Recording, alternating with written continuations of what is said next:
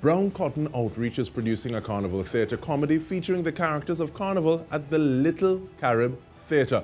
And they say naturally, it is all COVID safe. So we're very happy to be joined by a young lady who describes herself as a producer, finally getting to produce again in the form of co-founder and executive director of Brown Cotton Outreach, Louris Martin Lee-Sing. She joins us to tell us more. Hello, Louris, how are you? Hi, DK. Lovely to be here, hon. Yeah, man. And so we start off one time. The Revenge of King Jab Jab. What is it about? Well, it's a long story, but the Revenge of King Jab Jab is all about the rise of dictatorship, the destruction or the degradation of democracy, and it's all wrapped up in a very funny, very interesting package of our carnival theater characters. So we have characters like Midnight Robber, King Jab Jab, Jab Molassie, all of these different characters presenting their plans to King Jab Jab, who's the king of hell, all right, to destroy democracy and give rise to dictatorship. And you know, this year has been an unprecedented year. Things have happened in the past year that have never happened before.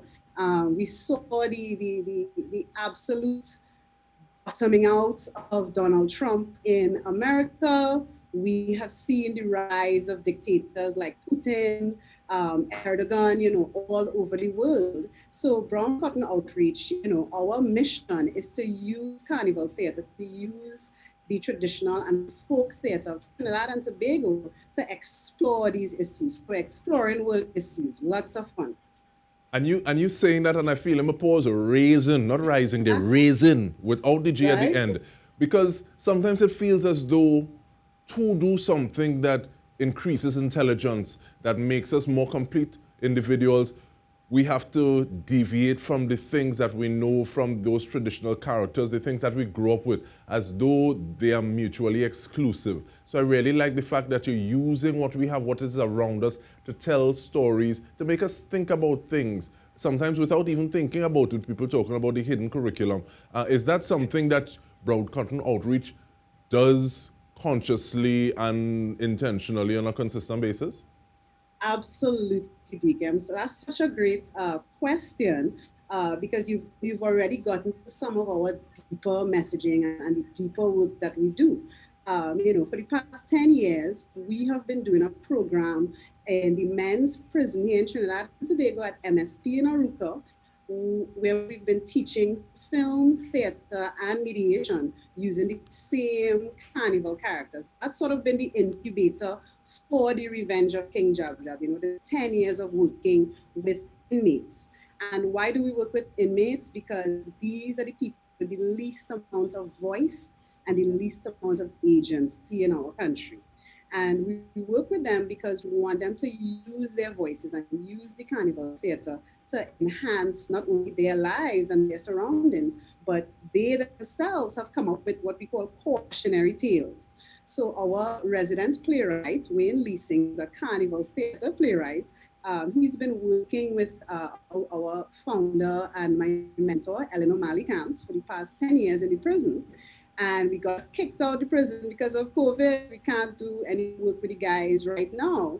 So we said, oh, let's do a show. So we pulled some actors together last year, some really wonderful, intelligent, thoughtful performers who do all sorts of different things. And we started putting the show together. First, we thought it was going to be online, but then the regulations eased. The Little Carib came into the picture, and it's a live show. Very COVID safe, but very much live, and that excites me no end. And I want you to talk about those protocols a little more, because to start off with, Little Carib Theatre is this phenomenal space. And I say that because it feels as though wherever you are in the audience, you're still right there. It's almost as though you can reach out and touch. But, and that may not be the best way to describe it with regard to the pandemic that we're in. So take me through the process of practicing, getting ready for this performance, and also what the logistics will be at the Little Carib Theatre itself. Thanks. Well, like everyone else, we are adjusting and doing our best with this. I hate saying it, but the new normal. And in rehearsals, we are very strict.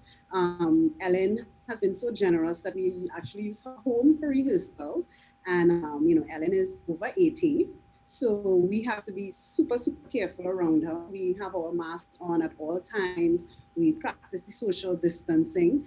We actually have our stage area set apart. And when you're on stage and you have a line in rehearsal, you take off the mask and then you put it back on, or you can take a breather. But generally, we try to keep it on at all times in rehearsal, just for our personal safety as well as the safety of everyone else involved. So, it's been tough adjusting to the COVID regulations. It's hard to keep your mask on for 5 hours, 6 hours, 8 hours, but this is what we have to learn how to do now. So we've learned it.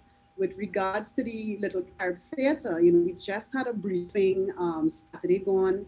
They are taking this very, very seriously. They've gone from 200 and something seats to 80 seats, 80. And we've carefully gone through the hall. We've looked at it, we've marked it, so we know that this is a safe number of people that can be in the space. There's no refreshments served. And the show is deliberately short. It's only about an hour and 15 minutes. So you're coming in, you go straight to your seat. The ushers will help you to leave. So everybody doesn't just get up and leave. We have no congregating. And then you kind of leave in an orderly fashion. So it's in, show, out, very different to what we're used to, but this is how it goes. But even before we get in there, what are the dates? How much do the tickets cost? Because take me through that, because I'm wondering whether or not the fact that there will be less tickets available, does that increase the cost of those tickets? Well, it does increase the cost to us as the producers, Broadcasting Outreach and the Little Carib Theatre. However, the most important thing for us is to keep people safe.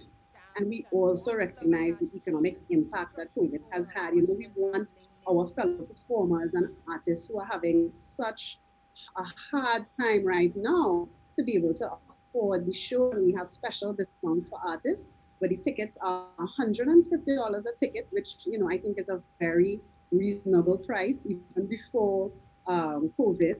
And the show is on Saturday the 6th and Sunday the 7th of February. So it's in 2 weekends after next, as we say.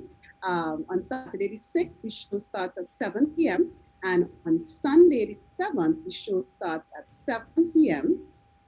Saturday the 6th and Sunday the 7th, the show starts at 7 p.m. And on Sunday, we actually have a matinee show at 3 p.m.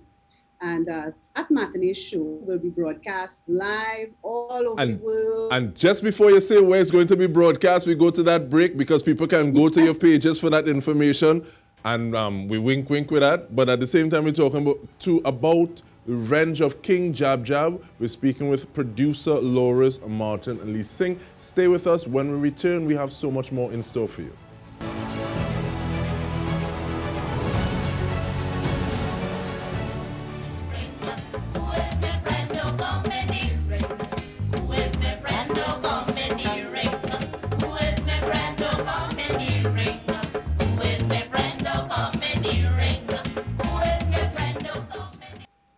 Yeah, so I don't have any problem with anybody, but if you is my friend, don't come in the ring. So Louris, but why decide to use these particular characters to try to get some of these ideas across? Well, if you look at what I call the pantheon of carnival characters, all of these characters are what we call archetypes. So they represent certain things. So when we say a midnight robber, what is the image? We see the coffin, we see the gun, we see the big hat, we see the skull. So we know the midnight robber is a harbinger of death, destruction. That's what the midnight robber talks about. So these characters were selected because they are the dark side characters. This show is intended to be part one of a two-part show that's still in development. And this first part is sort of like the dark side, the descent from democracy into dictatorship. And then the second half, which will probably be Carnival 2022, is the ascent now out of dictatorship in back into safe and useful and functioning democracy. This is the hope we see, for example, with the transition of power in America. Um, and as well as in Trinidad and Tobago, we hope that our democracy will work for us. We just had an election. It was very interesting, a local government election with very low turnout.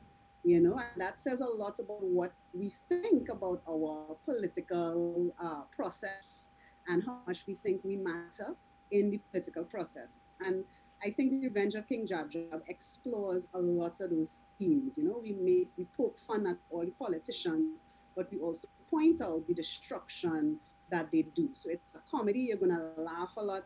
It's a lot of old time kaiso, costume characters, lots of satire, but you're gonna leave the theater thinking. And I'm happy to ask this question because sometimes people think, okay, well, they just wash your foot and say, okay, well, we can use a jab jab, we use a midnight rubber, as opposed to saying, okay, this is the individual we use, and this is the reason there's this direct correlation, and there's method in what it is we're doing. But speaking about that method, I want to ask about some of the people who are putting in work, because you spoke about music and other things. But before we do that, though, I want to go back to the point that you have been working, or there's a group of inmates and officers you've been working with since 2009. And yes, there is work to be done. What are some of the things that have happened since 2009, and what are you hoping that you're able to get back to in a little bit? well, one of the most exciting things that have come out of that project is we have actually created a group of performers, a mixed band of inmates, and they're called the Transformer Performers. And we've actually performed about 5 to 8 shows a year. Not since 2009. We started performing, I think, somewhere around like 2011, 2012. And we've been working with pretty much the same group of guys. We've been adding some guys. Sometimes we get new guys from remand. Sometimes some guys who, have already been sentenced and so. So it changes a little bit, but the basic composition of the group has remained the same.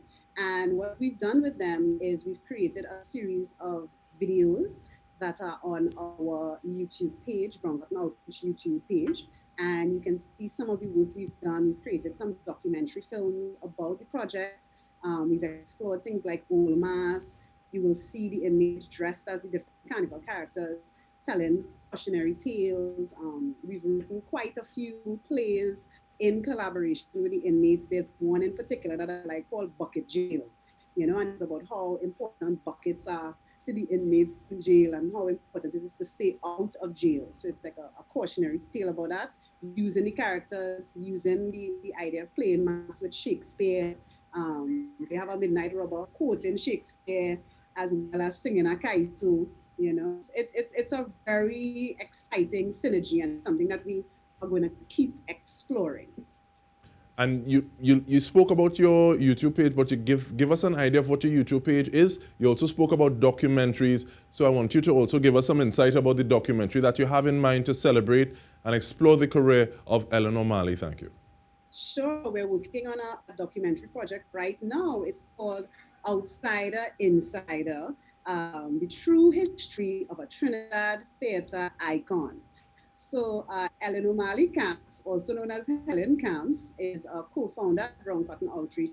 She's someone I've been working with for the past 20 years. And she is someone who would have had her own Trinidad tent theater in the 80s. She would have started off working with Beryl McBurney at Little Carib Theatre in the 70s, into the 80s as well. So she's contributed a lot, even to the creation and how we even see and think about these carnival characters. It's something that she has influenced. She started off working with Derek Walcott in Trinidad Theatre for many, many years. She collaborated with him. And, she's a gift. And I think it's really important for women who have contributed so much to the arts in Trinidad and Tobago to not only be recognized, but for it to be consciously recorded while the person is alive. And there's so many people have benefited from her training and her teaching. So that documentary project is really close to my heart, and it's something that we're trying to raise funds for through the show as well. And with regard to raising funds, how do people contact you? Say they wanted to get tickets or they wanted to find out a little more about Brown Cotton Outreach and the different platforms that you would populate and have these documentaries, the cautionary tales, information on what it is you're doing, how people can follow your movements? Generally, I would say to people, simply Google Brown Cotton Outreach. You'll get our Facebook page, all the information is there. You'll get our Instagram page, all the information is there. You'll get our YouTube page, all the information is there. We even have a Google page, so you get a little Google page that gives you like all the information as well. Today we're fortunate we had 2 press releases come out in the press today, so that's another way. But you can reach us directly at 686-9965. You can also call the Carib, and we have our box office. Again, all these numbers are with our social media, so just check us out on any one of them, or just Google us. It will come up. You'll find us, Brown Cotton Outreach, and you can reach us at 686-9965. So feel free to call, WhatsApp, send a text, all these different things. You can reach us on Facebook, Instagram, YouTube, and book your tickets, because we only have 80 seats because of the coronavirus. So, get them now. They're going really fast. I'm happy to see. And with the flyer that came out, there's some names that are not necessarily on the flyer, but are looking and saying, but wait now, this person involved, that person involved. Absolutely. I'm so blessed because I've been in this industry. I'm a full-time creative. I don't have no government work. I don't have no boss. I have to kick myself out of bed in the morning to get to work. And because I've been around for so long and I've been able to build relationships, because that's what this is all about. I'm so fortunate to have people like Melvin de Gouge on board doing our makeup and helping with costumes and anything else he wants to help with.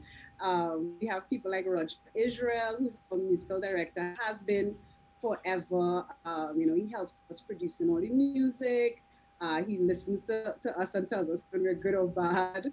And he also will suss out the sound to make sure everything is balanced and carried. So he's great to have on board. And of course, we have a wonderful cast. We have Cindy Daniel, Affy Ford Hobson, my husband, Wayne Lee-Sing. I myself am in the show. I have a very small part.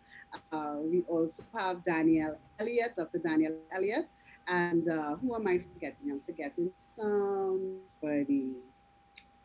Can't remember who it is now. Oh, and of course, Paula Hamilton Smith, who plays the Midnight Rover. Oh, how could I have forgotten that? Licks, So it's really fun. It's a very small cast. That's one of the ways that we've dealt with the regulations as well. But everybody's putting in great work, and the show is looking so good. I'm excited. And we are excited with you, reminding you of those numbers to call for more information: 686-9965. 717-2483, that's for the box office. And we have Little Carib Theatre at 622-4644. And Louris, we want to thank you very much, Louris Martin Lee-Sing, for spending the time with us and for putting in the work to allow us to have this conversation as well and going beyond. So we bless you and your efforts. We also want to thank you on behalf of the entire news team for being a part of the conversation this evening. So I'm DK Rosta. Have a good night.